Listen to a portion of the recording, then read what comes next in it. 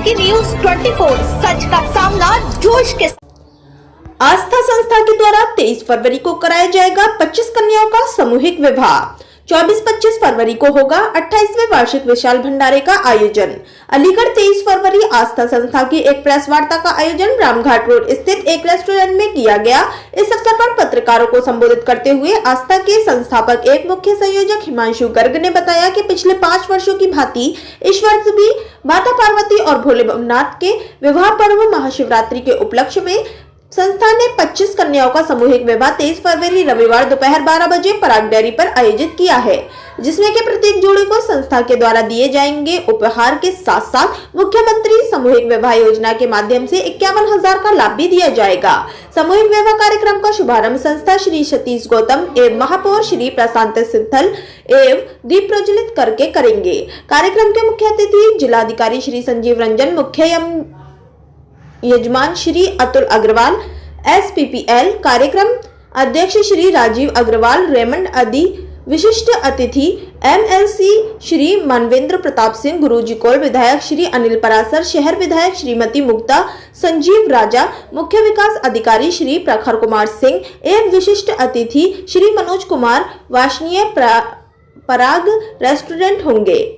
वे संयोजक सुशील कुमार अग्रवाल एवं राकेश गर्ग ने बताया कि संस्था की ओर से प्रत्येक नव दंपति को उपहार स्वरूप बेड, गद्दा, कंबल, तकिए, चादर, अलमारी, साइकिल, सिलाई मशीन, 51 बर्तन का डिनर सेट, स्टील की नाद, 25 लीटर का वाटर कैंपर, मिक्सी, पंखा, प्रेस, कूलर, कुकर, 4 कुर्सी एवं मेज का सेट, बाथरूम सेट, कपड़े, एक सुखाने का स्टैंड,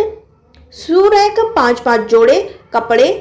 पाजेब, बिछुए, सोने की नथ आदि गृहस्थी की दैनिक उपयोगी सामान दिया जाएगा। अध्यक्ष पवन खंडेलवाल ने बताया कि 24 व 25 फरवरी को 28 दिशा वार्षिक भंडारे का आयोजन शिव भक्त कांवड़ियों के लिए उसी प्रकार सभी जो के साथ जैसे कि टिक्की, पाव भाजी, पड़ाके, आइकन, ढोकला, छोले कुलचे, मूंग की दाल का चीला, स्टफ पराठे, मक्खन मिश्री, जलेबी, कचौड़ी, काउंटर, मकटेल काउंटर एवं संपूर्ण भोजन के साथ पराग डेयरी पर होगा। मेडिकल कैंप प्रभारी विनयकांत अग्निहोत्री ने बताया कि एक मेडिकल कैंप का भी आयोजन संस्था द्वारा भंडारे के साथ किया जाएगा, जिसमें के 24 घंटे चिकित्सकों की टीम, स्ट्रक्चर, बेड,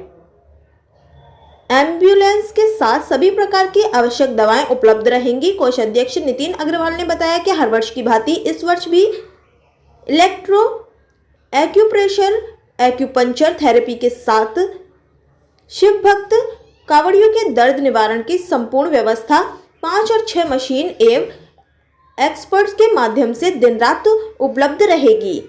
मीडिया प्रभारी हरीश सक्सेना ने बताया कि भंडारे घर दोनों दिन कांवड़ियों शिव भक्तों के मनोरंजन हेतु भव्य भजन संध्या हर शाम भोले के नाम का आयोजन दिल्ली के कलाकारों द्वारा किया जाएगा। प्रेस वार्ता में Sunil tiger, Pankaj Gupta,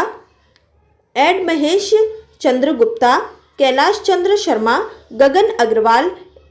add DK Agarwal, Dalchandra वासनीय, राजकुमार बंटी, जय दीपक, अमित अग्रवाल, प्रदीप गुप्ता आदि लोग उपस्थित रहे। अलीगढ़ से हमारे सहयोगी जितेंद्र कुमार की रिपोर्ट। और इसके साथ में सभी प्रकार के व्यंजन जैसा अपने परिवारों में विवाह कार्यक्रम होता है, और हमारे यहाँ टिक्की, चाउमीन, पाव भाजी, ढोकला, पड़ाके, आइसक्रीम इत्यादि इत्यादि काउंटर्स के साथ फ्रूट काउंटर, मॉकटेल काउंटर, उसके ऊपर फ्रेश जूसेस और मिल्क शेक्स का आयोजन आस्था परिवार द्वारा अनवरत 65 घंटे लगातार चलता रहता है। ये सब शिव भक्त कांवड़िया अपनी यात्रा को सफल, सुखद एवं मंगलमय करें, आस्था परिवार इस प्रकार की कामना भगवान भोलेनाथ से करता है। साथ ही 2019 से हमने इसके अंदर एक नया आयाम जोड़ा है और निम्न आय वर्ग की कन्याओं के विवाह का आयाम 2019 से अनवरत आस्था परिवार कराता आ रहा है, जिसके अंदर गत वर्षों में 159 कन्याओं का विवाह अब तक आस्था परिवार करा चुका है। और इस वर्ष भी ये आयोजन 25 कन्याओं के सामूहिक विवाह के रूप में 23 फरवरी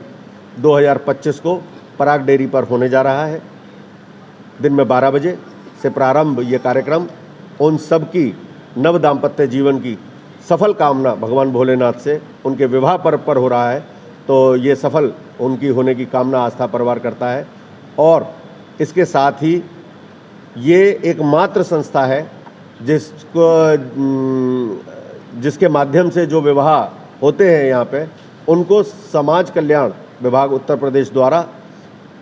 मुख्यमंत्री सामूहिक विवाह योजना के अंतर्गत 51,000 रुपये का लाभ प्रत्येक जोड़े को दिलाया जाता है। ये एकमात्र संस्था अलीगढ़ के अंदर काम कर रही है जो समाज कल्याण विभाग यानी कि उत्तर प्रदेश सरकार के संग कोऑर्डिनेशन करके इस कार्यक्रम को कराती है। इसके अंदर 51,000 रुपये का लाभ हम सरकार की ओर से समाज कल्याण विभाग की ओर से दिलवाते हैं। साथ ही अपनी ओर से हम संपूर्ण उसकी गृहस्थी का सामान जैसे कि सेफ, अलमारी, बेड, गद्दा, तकिया, चादर, कंबल, 4 कुर्सी, 1 मेज का सेट, साइकिल, सिलाई मशीन, मिक्सी, 51 बर्तनों का सेट स्टील का, नान, पंखा, प्रेस, कैसरोल, कपड़े सुखाने का stand, shoe rack, hanger, pine set, toaster, पायल, बिछिया और एक सोने की नथ, ये सभी प्रकार की चीज़ें देने का, और साथ ही 5 जोड़ी बेटी के और 2 जोड़े बेटे के कपड़े, ये सभी सामान अपनी ओर से संस्था समाज कल्याण से अलग उन सबको उपहार स्वरूप देती है और उन्हें उन सबके भविष्य उज्जवल की कामना करती है। वही जिसमें 25 जोड़ होगा आप मुझसे ये प्रश्न कुछ अधिकारियों ने किया था, नाम नहीं ले सकता हूँ, लेकिन मैंने उनको सहर्ष भाव से इस बात को कहा कि मुझे किसी के लिए भी आपत्ति नहीं है, क्योंकि मुझे मालूम है गरीब की बेटी केवल गरीब की होती है, वो किसी समुदाय विशेष से या धर्म से नहीं होती। जिसके पास में बेटी है और धन नहीं है लगाने के लिए, उन सब का यहाँ पर स्वागत है। बस मेरी व्यवस्था ये है, क्योंकि महाशिवरात्रि का पावन पर्व है, माता पार्वती और भगवान भोलेनाथ की शिवरात्रि के पर्व पर मैं इस कार्यक्रम को करा रहा हूँ। मुझे धर्म जाति से कोई लेना देना नहीं है, लेकिन वो भी मेरे ही हृदय को सहर्ष भाव से स्वीकार करते हुए यहाँ पे हिंदू रीति रिवाज से शादी करने को लिए तैयार हों। वो ऐसे जो भी जोड़े आना चाहते हैं, मैं उनका हृदय से स्वागत करता हूँ। जिस तरीके से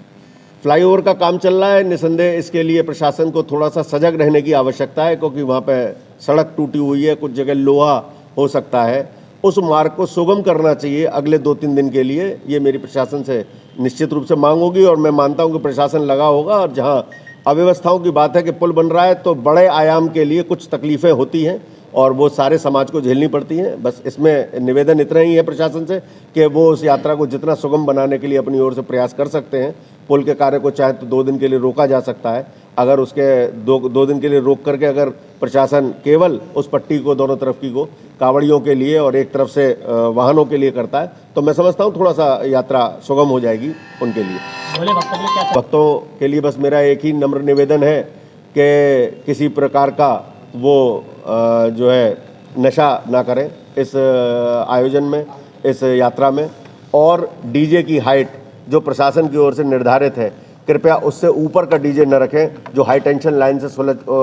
छुल करके कभी हादसा होने की संभावना रहती है। तो मेरा नम्र निवेदन है, इस त्यौहार को बड़े आनंद के साथ मनाना चाहिए और हम सब की यात्रा शुभ मंगल में आनंदमयी हो, ये आस्था परिवार कामना करता है।